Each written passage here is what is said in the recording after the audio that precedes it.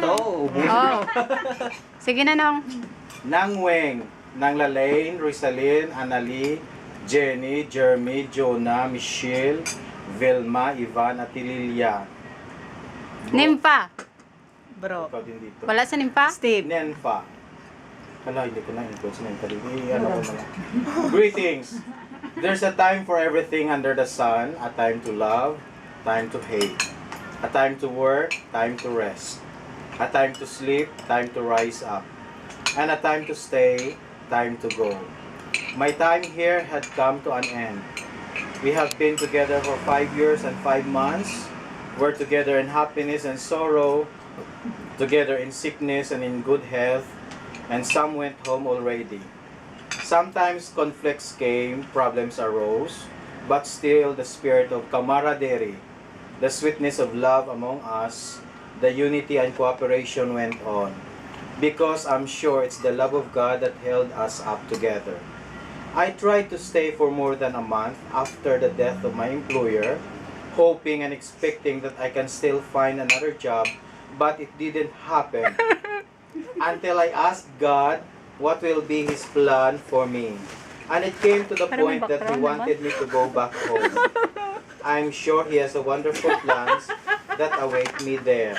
Wala pa gani.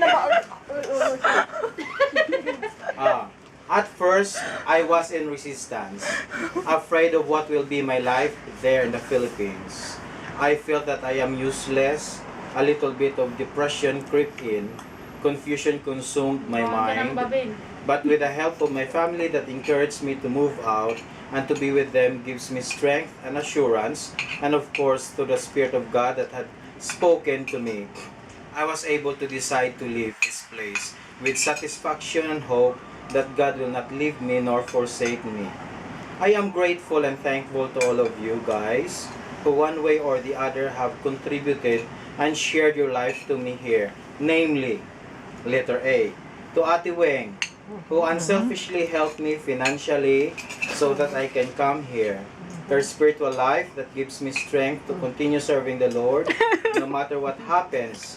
Her pieces of advice, everything. I really thank Ate Weng from the innermost part of my heart. To Bida, Amen.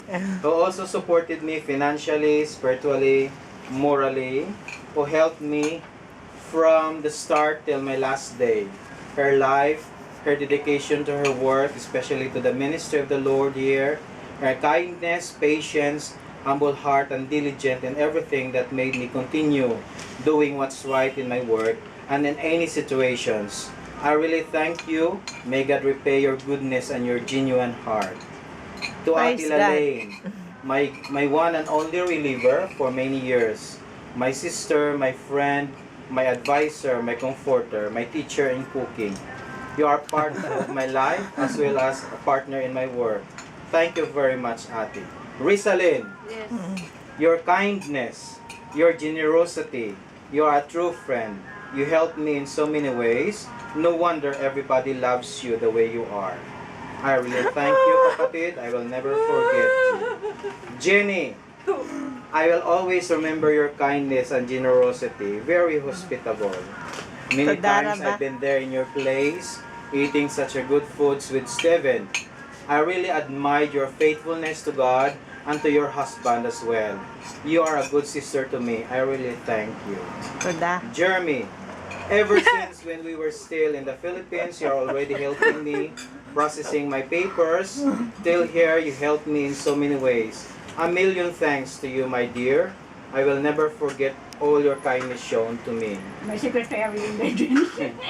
Jonah, you're also a good friend to me. You put God first in your life. Your devotion to God that impresses me.